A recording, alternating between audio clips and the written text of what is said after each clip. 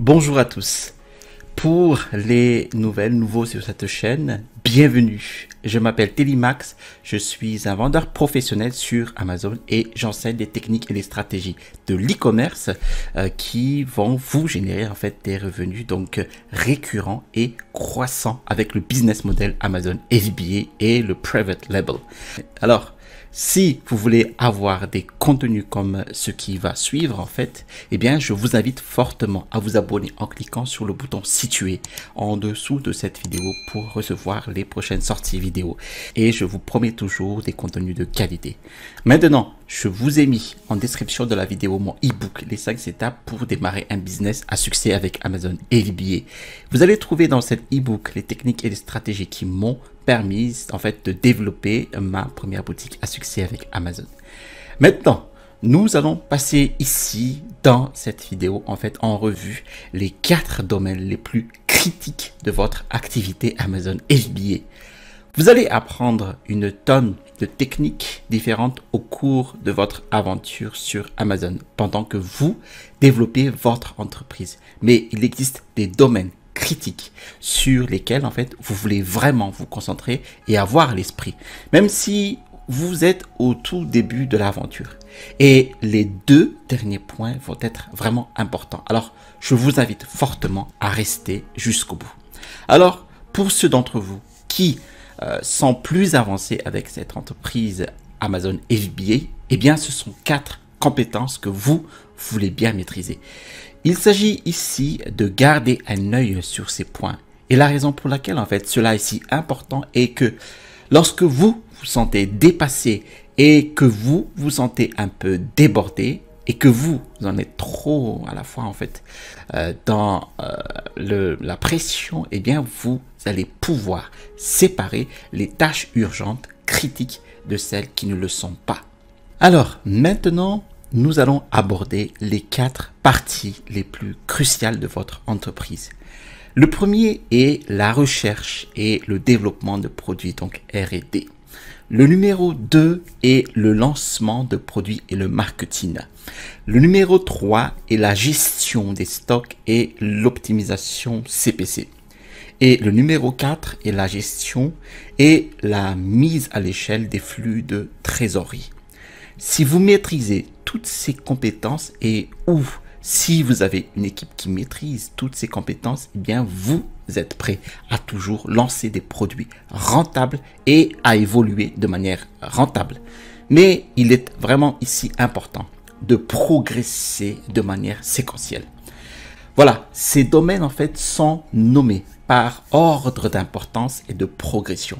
Donc par exemple, si vous n'avez pas un produit parfaitement sélectionné et développé, eh bien, il est inutile de le lancer, tout simplement. Vous pourriez avoir le meilleur plan de lancement au monde que personne d'autre ne connaît en fait, mais peu importe si vous lancez le mauvais produit. En d'autres termes, vous voulez toujours parcourir ces étapes de manière séquentielle. Un autre cas ici serait la gestion de stock. Cela ne sera pas du tout important tant que vous n'aurez pas réellement de stock à gérer. Bref, concentrez-vous sur votre situation actuelle. Si vous êtes au début de votre aventure Amazon FBA, vous ne devriez vous préoccuper que de la première étape pour le moment, c'est-à-dire la recherche et le développement de produits. Ne vous inquiétez pas et ne vous submergez pas de penser sur la deuxième étape ni sur les 3 autres. Voilà. Vous envoyez peut-être en ce moment des produits qui se vendent dans les entrepôts d'Amazon et vous sentez que vous n'avez pas grand-chose à faire.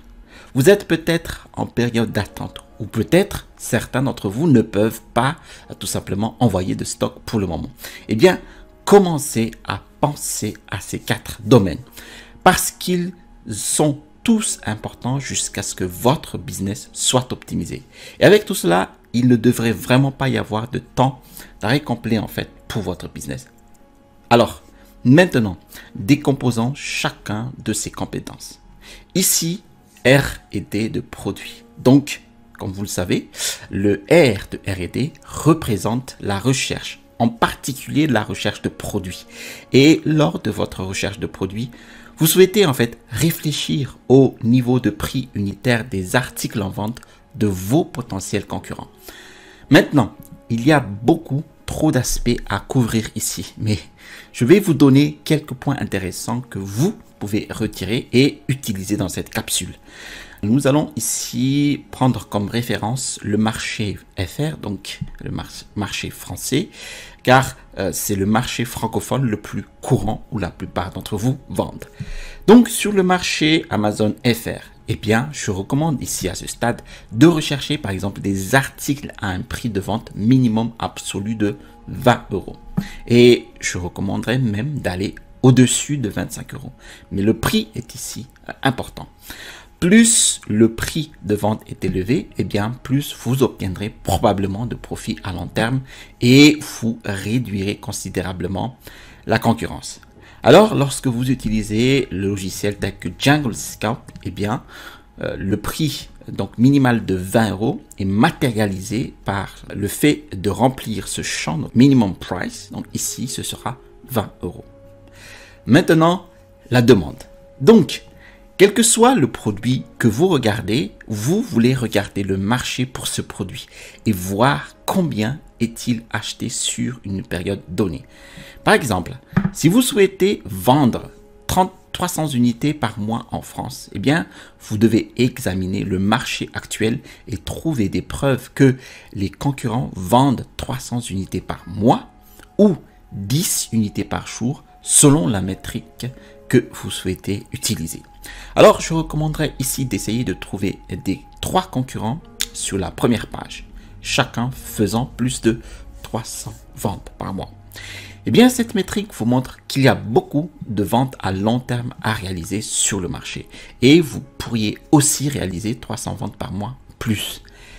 La répartition des ventes et la fidélité à la marque.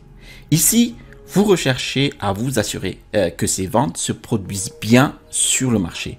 Donc, lorsque vous entrez, assurez-vous de prendre un morceau du gâteau quand même. Une façon de vous assurer en termes de répartition des ventes est de vous dire, ok, d'accord. Nous avons ici 3 concurrents principaux en fait sur la première page qui font ces chiffres de vente. Tout ne se passe pas avec un seul vendeur, un seul concurrent, une seule marque. Maintenant, le second point est ici la fidélité à la marque. Vous voulez ici assurer que pour les 10 premiers de vos principaux concurrents, eh bien, moins de la moitié d'entre eux portent le même nom de marque. Sinon, c'est un marché dominé par les marques et vous voulez vraiment l'éviter. Et l'entrée sur le marché. Donc, lorsque nous parlons d'entrer sur le marché, est-il facile pour vous d'entrer sur ce marché et de commencer à faire des ventes? Et ce que nous recherchons ici, en fait, ce sont les avis par rapport aux chiffres de vente. Donc, par exemple, vous voudrez peut-être voir que sur la première page, au moins 3 vendeurs vendent chacun plus de 300 unités par mois. Et chacun d'eux a également moins de 100 avis sur ses listings. Alors, c'est une façon de voir, d'accord, les clients sont prêts à accepter des offres avec des avis moins élevés. Peut-être que l'un d'eux a environ 30 avis alors qu'il effectue en fait plus de 300 ventes par mois. Bon, les clients l'acceptent. Et de cette façon, en fait, lorsque nous entrons avec de faibles avis, eh bien, nous pouvons nous attendre à de bonnes ventes dans l'immédiat à court terme. Et d'un autre côté, si vous ne voyez pas cela, quiconque réalise plus de 300 ventes à environ 300 avis, eh bien, c'est un problème pour vous car il vous faudra en fait beaucoup de temps pour obtenir en fait 300 avis. Et c'est ainsi que vous vérifiez l'entrée sur le marché. Le potentiel de différenciation. Donc, la différenciation est évidemment ici absolument essentielle. Et si votre produit ne passe pas ce test, vous pouvez tout aussi bien passer à autre chose. Donc, vous voulez arriver à ce test assez rapidement. Comment vous voulez améliorer les produits? Comment les clients veulent que ces produits soient améliorés? J'ai une vidéo sur les différentes manières en fait d'améliorer votre offre sur Amazon. Mais le plus important, regardez les avis. Et je sais que vous vous dites probablement, oh, j'ai entendu parler de recherche d'avis. Mais c'est vraiment essentiel. Vous devez vous assurer que ce problème que les clients soulèvent soit résolu avec votre produit et ce que les clients auraient souhaité soit mentionné souvent dans votre listing ou page produit. Plus vous résolvez leurs problèmes et plus votre offre est importante pour vos clients. Et vous voulez choisir la chose la plus importante à corriger ou un moyen d'améliorer ce produit. Et encore une fois, certains produits n'auront pas de problème ou ils n'auront pas de problème que vous pouvez résoudre. Certains produits ne pourront pas encore être améliorés ou d'une manière visuelle significative. C'est l'autre clé ici. Les changements visuels sont bien plus importants que les changements non visuels. Parce que lorsque les gens défilent les offres sur Amazon, tout est visuel. Donc, si vous changez quelque chose que vous pouvez exprimer visuellement, eh bien, ce sera beaucoup plus efficace pour vous. Et cela aura beaucoup plus de puissance qu'un changement non visuel en termes de conversion de vente. La taille du produit. Maintenant, vous pouvez vendre un produit de plus grande ou plus petite taille, etc. Mais je vous recommande ici, toujours généralement, une taille maximale aux alentours de 18 par 14 par 8 pouces pour débuter, ou au moins donc, et moins de 1,8 lb livre ou 0,8 kg. Je vous invite ici à toujours calculer vos frais expédiés par Amazon au centime et tenez compte du poids dimensionnel du produit. Très important pour votre business. Bon, là, je vous mets le lien vers votre calculatrice des frais Amazon, frais expédiés par Amazon. La saisonnalité, donc hiver, été, etc. Voulez-vous ici des ventes toute l'année ou faites-vous une stratégie inverse complète où vous essayez de vendre des produits uniquement en une saison de l'année parce que les vendeurs qui prospèrent réalisent des ventes sur toute l'année? Là encore, cela dépend entièrement de vous. Mais la saisonnalité est un aspect du business que vous voulez vérifier à l'aide des graphiques de BSR au cours de l'année écoulée. Vous devez les vérifier historiquement sur une année complète, car une année complète comprendra toutes les saisons et vous en donnera une bonne image. Donc, selon votre stratégie, en fait, vous pouvez choisir ici des produits saisonniers ou non saisonniers, mais je vous recommande, lorsque vous débutez, de cibler des offres qui se vendent à l'année. La rentabilité. Le plus important aussi est le plus ennuyeux à calculer, mais le plus excitant quand cela se produit réellement. Donc, sur le marché Amazon France, vous recherchez une marge bénéficiaire de 30% avant d'envisager des frais de CPC ou de stockage marginal. Une marge de 30% va vous donner en fait une meilleure marge de manœuvre pour le CPC et les frais de stockage. Donc ici, je ne vais pas le couvrir entièrement, mais je vous donne ici une formule de calcul global. Vous enlevez à votre prix unitaire à la vente la fabrication, l'expédition, les frais FBA, les frais de vente Amazon. Et cela vous donne un profit en euros par unité.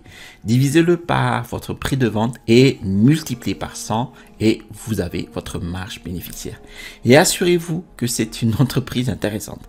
C'est un autre élément critique, mais il est bon de calculer vos marges si vous devez garder ou laisser ce produit et passer à d'autres prochaines idées. Voilà.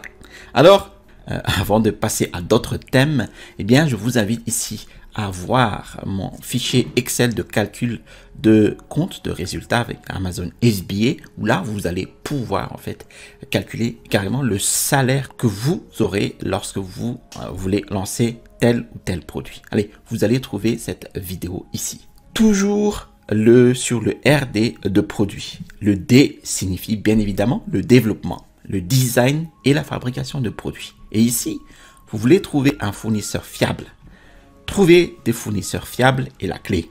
Et quand vous le faites, eh bien, ces personnes sont vos plus grands atouts pour proposer de nouvelles idées, les rassembler et les concrétiser. Donc, si vous avez un bon fournisseur, entretenez toujours cette relation et souvent, ils seront de très bons partenaires commerciaux. Donc, vous voulez trouver un fournisseur et cette personne avec qui vous allez travailler pour donner vie à votre produit pourrait discuter avec vous sur des plateformes de messagerie telles que WeChat, Skype ou WhatsApp, etc. Mais j'éviterai le chat Alibaba parce que c'est juste un peu lent et frustrant. Cela dit, Alibaba est toujours l'endroit où vous devriez payer vos commandes auprès des fournisseurs d'Alibaba. Mais je ne parle que de communication.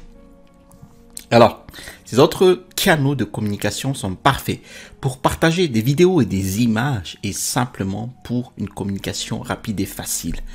Mais aux étapes aussi, quand vous allez faire votre différenciation, pouvez-vous réellement donner vie à votre idée? Parfois, eh bien, c'est un processus assez rapide, peut-être 2 ou 3 semaines. D'autres fois, cela prend 2 à 3 mois. Moi, en fait, j'avais un produit. Eh bien, je pense que j'ai travaillé là-dessus pendant 3-4 mois avant de passer à la commande. Maintenant, une autre chose qui préoccupe les gens, est-ce que le fournisseur pourrait être un escroc? Et dans ce que je viens de dire, je pense que vous allez déterminer s'il s'agit d'un escroc ou non, car un escroc ne travaillera pas avec vous pendant 3 mois sur un projet avant même que vous ne l'ayez payé. La plupart du temps, les fournisseurs d'Alibaba, les fournisseurs avec le macaron Verified Supplier ou les fournisseurs spécifiquement vérifiés et ceux qui ont un bon historique de transactions seront des gens formidables avec qui travailler. Alors, utilisez Alibaba. Obtenez une liste de fournisseurs ensemble. Vérifiez-les chacun, puis choisissez celui qui apparaît vraiment comme un bon partenaire commercial et quelqu'un avec qui vous pouvez travailler. Même si leur prix est légèrement plus élevé, cela ne fait que confirmer leur volonté de fournir un service de qualité avec vous. Vous sentez que vous pourriez travailler avec cette personne. Allez dans ce sens. Ce sera probablement une excellente relation. Et puis, à partir d'ici, vous devez également préparer votre logistique. Comment acheminer le produit de la Chine vers l'entrepôt d'Amazon? Eh bien, vous pouvez le faire en utilisant votre fournisseur ou en utilisant votre propre transitaire ou en utilisant par exemple un site qui s'appelle ici freightos.com où vous pouvez obtenir des devis d'expédition très facilement. Donc, après la R&D des produits, vous devrez rendre votre offre visible sur Amazon. Et la façon dont vous allez faire est avec un lancement de produit. Donc, la meilleure façon d'entrer sur un marché est de jaillir tout simplement tel un jet d'eau. Et actuellement, certaines des meilleures stratégies pour lancer des produits et de les faire décoller sont les chatbots ou les coupons de réduction. Eh bien, je vais laisser ici un lien vraiment spécial dans la description si vous êtes intéressé par un chatbot ManyChat pour lancer votre produit. Alors, assurez-vous de vérifier ce lien. Le programme Amazon Vine ou le club de testeurs. Eh bien, ce programme en fait sert à vous bénéficier d'une publication d'avis sur de nouveaux produits. Vous devez seulement avoir une marque enregistrée. Voilà. Votre fiche produit doit contenir moins de 30 avis, mais une fois inscrit, vous pouvez obtenir jusqu'à 30 avis avec ce programme. Si vous n'avez pas de marque enregistrée, eh bien, vous disposez également du programme Amazon Early Reviewer. Encore une fois, cela ne nécessite pas d'être enregistré sur Brand Registry, mais cela coûte environ donc $60, peut-être 54 € par SKU que vous inscrivez. Et vous pouvez en obtenir jusqu'à 5 en un an. Amazon propose en fait une carte cadeau de 3 €, $3, donc voilà, aux clients qui laissent votre avis sur la base de ce programme. Ensuite, vous avez le bouton demander un examen, ce qui est vraiment cool. En fait, c'est quelque chose que vous trouverez dans votre page de commande, dans le back-end de votre compte Seller Central. Eh bien, ici, c'est un moyen de contacter les clients et ils reçoivent en fait un email qui leur permet de vous laisser des commentaires très facilement et rapidement. Il existe des moyens de les faire manuellement. Il existe aussi des moyens d'automatiser tout cela. Maintenant, bien que je vous recommande de créer votre propre audience sur les réseaux sociaux, même si c'est une audience Instagram et que vous la construisez jusqu'à 1000 abonnés, eh bien, je vous recommande de créer une audience quelque part. Ça pourrait être en fait une audience sur Facebook, Instagram, Pinterest, etc., etc.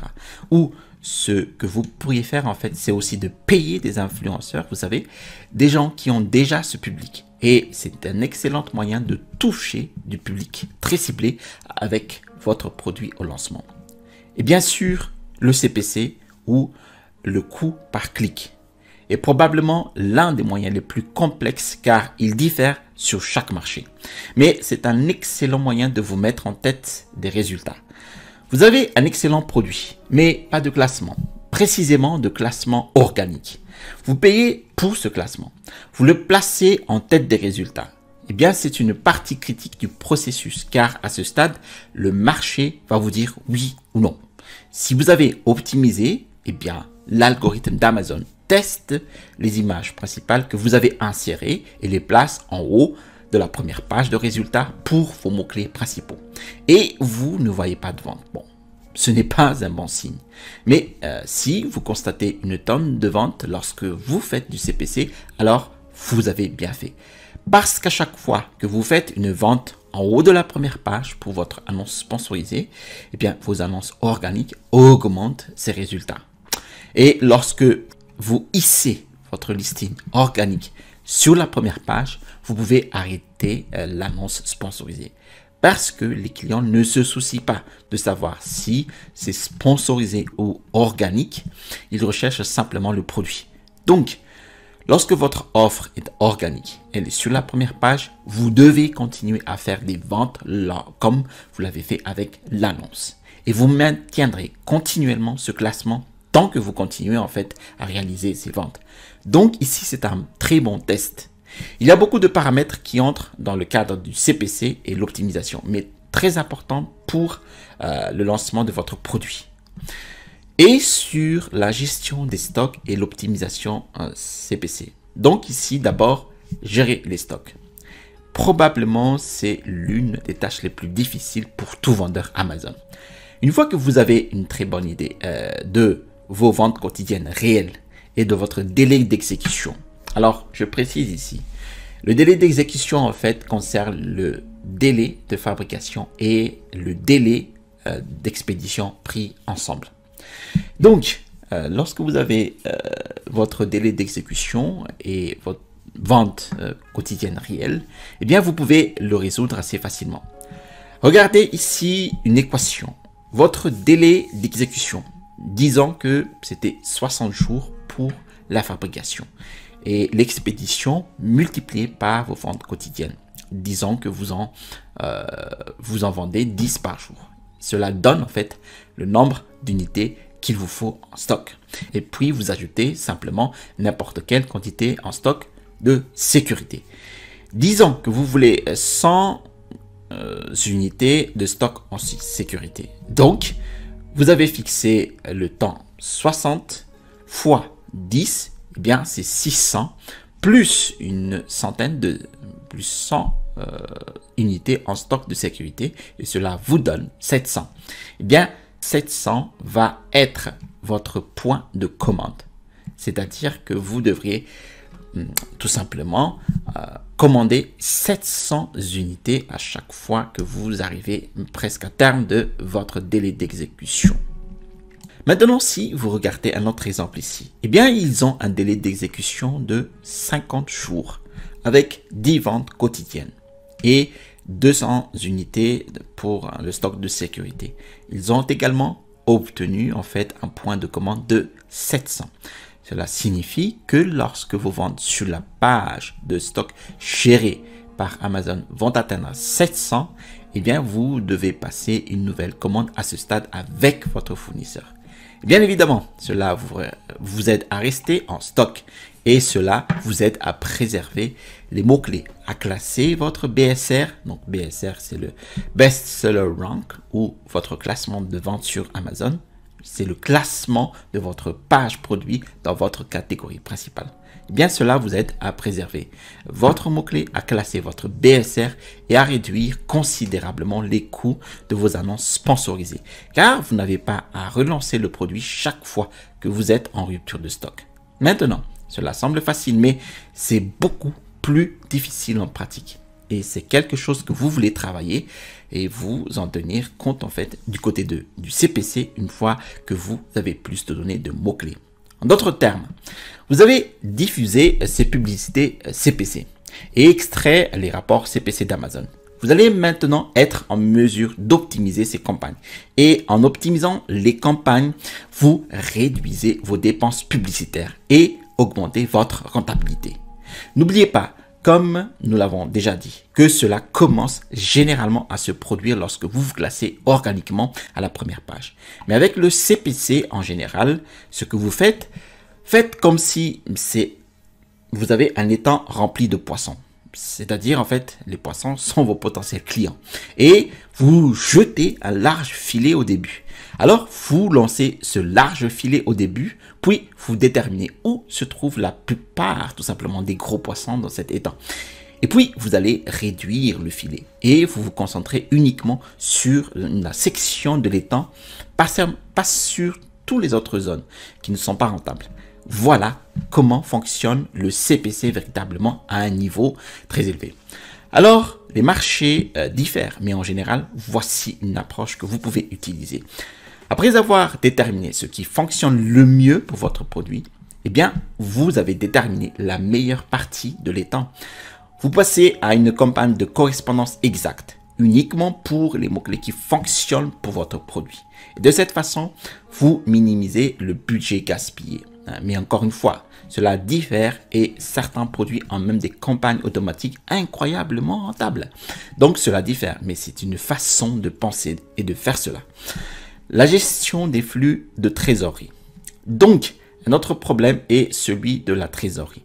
Eh bien, la gestion des flux de trésorerie est importante et il existe deux façons immédiates de minimiser ces problèmes. Numéro 1, ne vous développez jamais trop rapidement. N'oubliez pas que chaque ASIN c'est le numéro d'identification unique d'une page produit. Eh bien, chaque ASIN a une sorte de coût de démarrage. Il y a bien sûr des recherches sur le produit, mais vous devez également trouver des fournisseurs, tout comme créer les listings, faire des images. Alors, ne vous développez pas trop tôt, trop rapidement. Gérez votre trésorerie et concentrez-vous sur un produit à la fois, ce qui rend votre produit génial. Passez à la commande du même produit 2 ou 3 fois, puis envisagez de développer. Si vous vous développez trop rapidement, eh bien vous pourriez rapidement rencontrer des problèmes de trésorerie. Vous n'êtes pas en mesure de payer les acomptes de 30% sur les commandes en détail. Vous avez peut-être un excellent premier produit pour essayer de lancer les 2 prochains produits trop rapidement.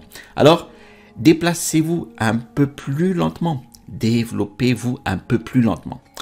Le numéro 2 est négocier les bonnes conditions de paiement avec vos fournisseurs.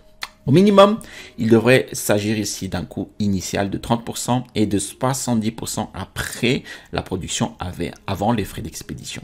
Et de cette façon, vous pouvez mieux gérer votre trésorerie. J'ai même réussi à nous amener à 15% de premier paiement dès le départ. Et ce que vous faites essentiellement, c'est que vous essayez de collecter de l'argent sur les ventes d'Amazon aussi vite que possible. Et vous essayez de payer le stock le plus tard possible. Et de cette façon, vous réduirez la probabilité d'avoir ces problèmes de trésorerie.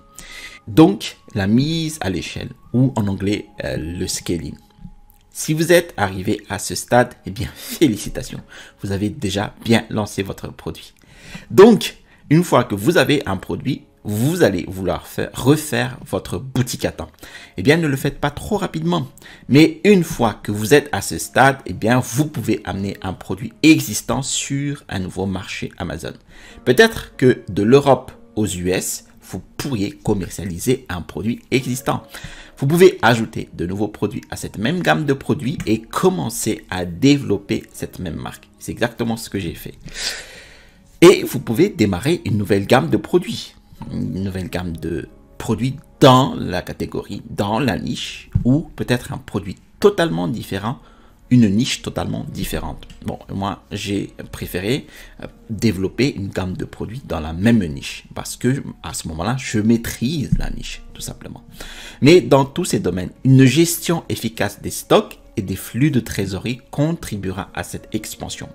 Donc, pour résumer, ce sont les 4 aspects les plus cruciaux de votre entreprise. Le premier est la recherche et le développement de produits. Le deuxième, le lancement et le marketing du produit. Le numéro 3, la gestion des stocks et l'optimisation CPC. Et le numéro 4, la gestion et la mise à l'échelle des flux de trésorerie.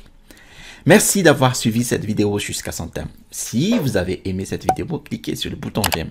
Si vous avez aimé cette vidéo et d'autres vidéos de ma chaîne YouTube, je vous invite à vous abonner en cliquant sur le bouton situé en dessous de cette vidéo, pour recevoir les notifications des prochaines sorties vidéo. Je vous ai mis aussi en description de la vidéo mon e-book, les 5 étapes pour démarrer un business à succès avec Amazon. Vous allez trouver dans cet e-book les techniques et les stratégies qui m'ont permis d'installer ma première boutique à succès avec Amazon FBA. Vous trouverez ici le bouton pour vous abonner et à droite de cette vidéo, vous allez avoir les techniques pour créer le meilleur listing au monde. Allez, à la prochaine vidéo et restez toujours curieux.